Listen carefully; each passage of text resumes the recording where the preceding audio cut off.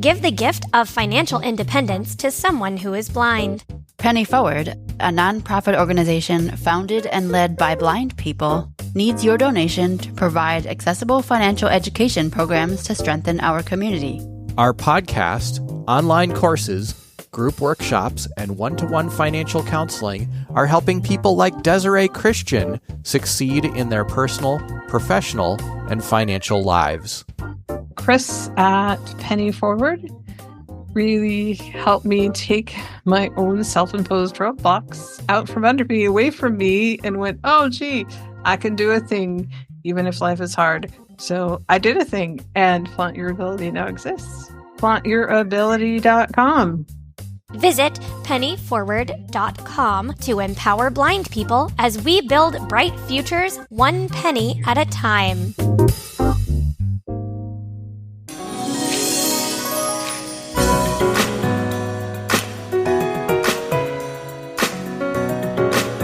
Welcome back to At Your Fingertips, Braille Then and Now.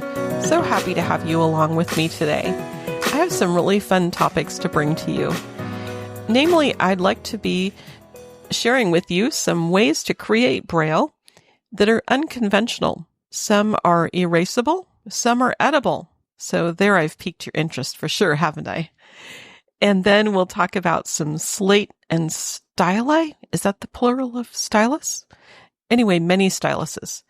And so I thought I would bring these two topics to you that really showcase Braille then and now. So recently I had a landmark birthday. Yeah, it was about 5 days ago that I turned 60. And I had a wonderful party.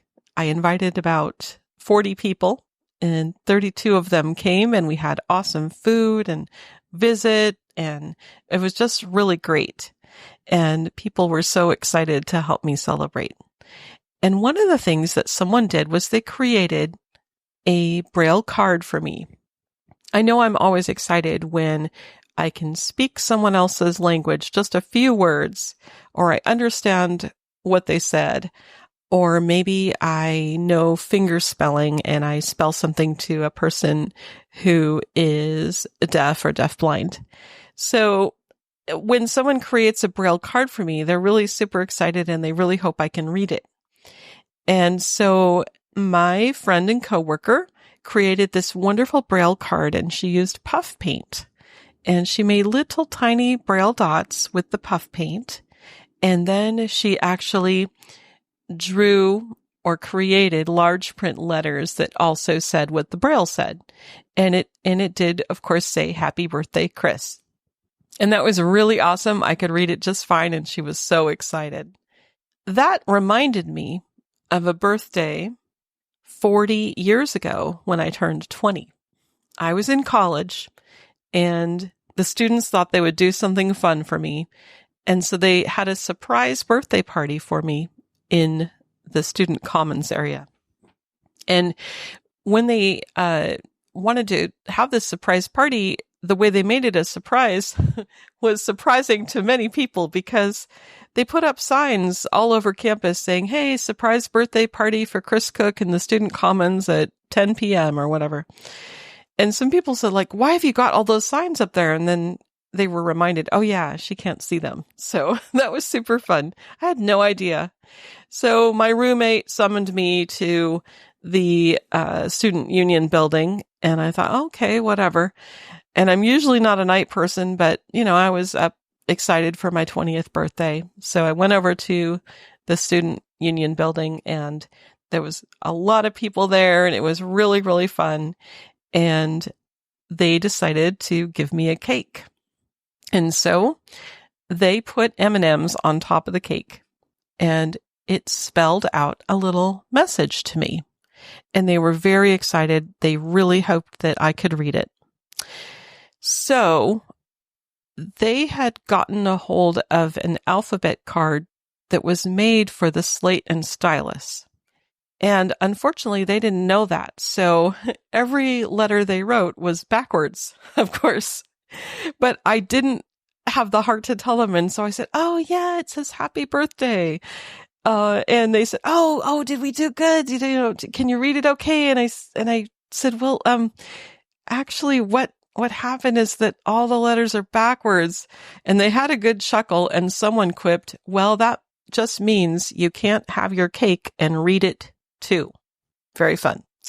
So as I read this card that was meticulously created by my coworker, I noted that every letter was written forward. That was good. And I remembered back to that birthday party 40 years ago. Oh my goodness. It makes me sound old. And so it was just really fun to remember how people create Braille with different items, edible or not. So far we have puff paint, and we also have M&Ms. You could put an initial or two in the middle of a big cookie, in the middle of icing, and spell out someone's initials in M&Ms. Really fun. Someone told me recently that you could use little miniature marshmallows. That's a clever idea. And so I just, thought it was great to be able to create Braille in different ways so that you can personalize it, and then, of course, in some cases, eat it. So that's super fun. Now, I wanted to sort of harken back to the Slate and Stylus mention. I know that over other podcasts in this series, I've mentioned the Slate and Stylus. There's still a place for this ancient piece of hardware, and I just wanted to put forth a few examples and then give you an idea of something that's newer. So, knowing that Louis Braille created Braille on a Slate and Stylus, and I would love someday to actually feel his Slate and Stylus options that were created in his time. Knowing that is a portable, inexpensive way to create Braille. And I have noticed that some of my students who come from other countries, maybe that's all they have. And just to remind us that some of us, including myself, and I'm speaking to myself for sure, are US centric or, first world, whatever you want to say, Western world centric. We have our Braille displays and, by a lot of the world standards, expensive tools, but there's definitely a place for this little apparatus. And so when I asked my student, oh, did you have access to a Perkins Braille writer? Oh, no, just my Slate and Stylus. So when I was growing up, I would get letters from pen pals, and they would be lucky to find paper, and they would create the letter using a Slate and Stylus. When I was growing up, I learned to use the Slate and Stylus. Didn't have computers then, didn't have Braille displays then. And I, other than the Perkins Brailler, used a Slate and Stylus. I took notes in college on a Slate and Stylus in a steno notebook, which is a notebook with lots of regular printer type pages, not heavy paper or anything, in a spiral bound, a lot of times with pockets and dividers and things. So that's how I took notes. I learned grade 3 Braille, and so I could be faster. So anyway, fast forward, I occasionally teach the Slate and Stylus. I had one student who really wanted to learn it because he wanted a pocket option, just put it in his pocket, one of the little sizes of slates, go to the hardware store, write down what he wanted to buy, and then he didn't have to drag out an electronic device, which is great. So they make slates and styli, maybe plural, in so many different sizes. There are 3x5. There's 28 cell, I believe, 4 lines. There are whole page slates. There are double-sided slates that you can write on both sides of the paper. Things are offset just enough on the other side that the dots don't run into each other and cancel each other out. And so it's great to be able to do this portably. And of course, the different stylus options, there's the one that looks like a saddle. There are ones that are rounded, ones that have a flat side so they don't roll off the table. I once had my very favorite stylus I had for probably 30 years. It was metal, and it had a little point that you could remove, and then the other side of the point that screwed into the handle was a Braille eraser, which was really cool. So, slates and styluses are so useful, and there's a place for them. The thing that I find with some people as they're new Braille learners, especially if they're a little bit older, is they have trouble reversing the letters. And it's challenging enough to think of them forwards and then to think of them backwards, and I'm writing from right to left. But it can be done, especially for people who maybe don't have some spatial or sort of Braille dyslexic challenges. And there really are people that I've worked with that do reverse their letters very often. So it does make it more challenging for them to read. So given there are so many slates and stylus options, a new one that just came on the scene a few years ago is called, and this is the Braille Now piece of this podcast. So there is the VersaSlate, which it comes to us from Seoul, Korea, and AT Guys, no affiliation and no kickback from them, but atguys.com sells this. And I have a couple of these. They're really handy dandy because they involve no paper.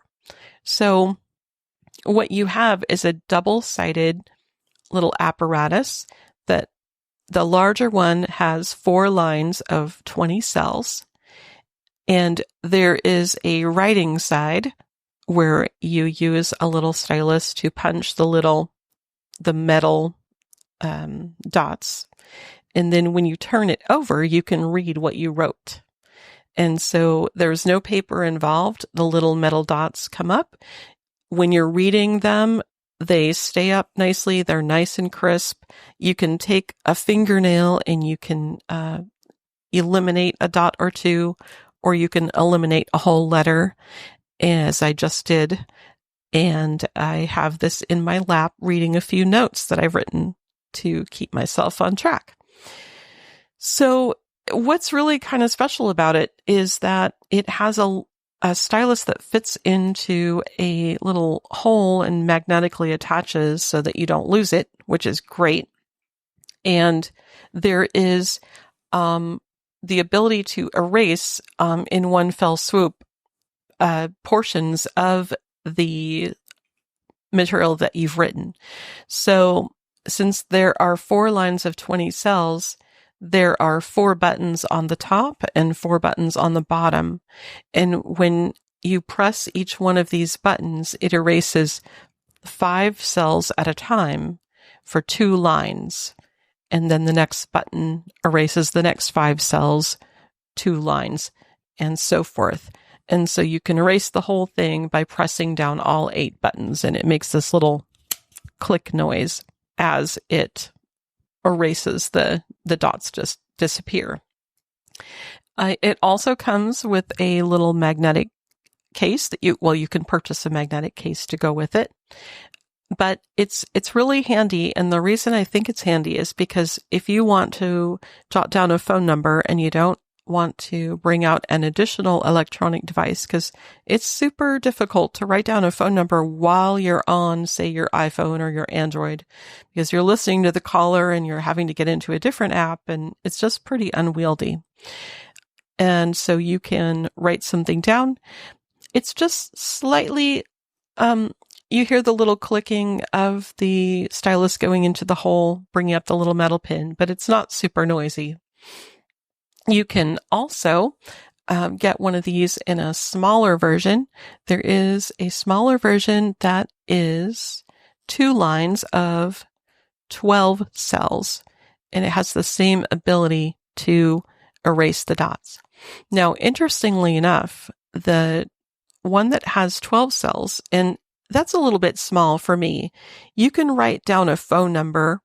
If you don't put any hyphens or anything, you could write down your number sign, and in the US, you're, a 10-digit phone number, and that takes care of your line.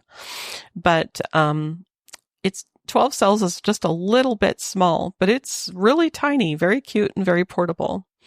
But the stylus on that one, I thought they forgot to include it, and then of course I needed to feel more carefully, but the stylus on the bigger model is very obvious, but the one on the smaller model, on the top of the unit, depending on how you're orienting it, there's a rough ridged place in the top right corner, and you pull that to the right, and out comes this little pen looking thing, and it has a point to punch the dots in, and it has kind of a right angle on the other end to fit back into the unit to create the top corner. It's kind of a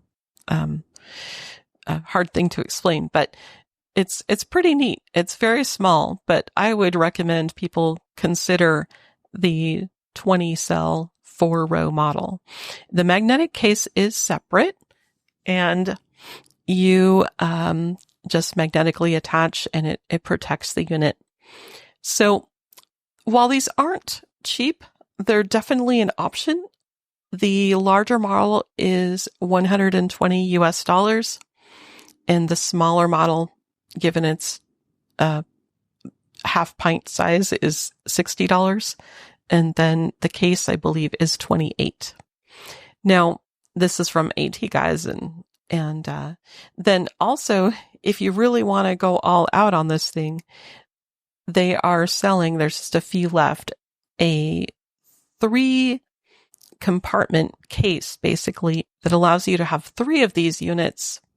And so you could have 12 lines of 24 cells. And so you could really create a lot of notes on that thing and then erase them as needed. So the VersaSlate, and that is spelled V as in Victor, ERSA, new word slate, can be had from your atguys.com. They also have really nice tech support there, and they do have documentation, and you can download it or read it online.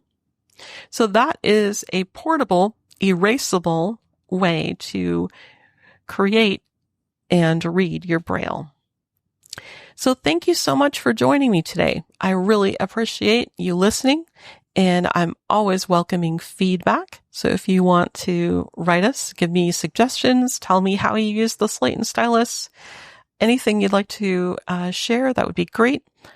That email address is feedback@unmute.show. And until next time, keep reading.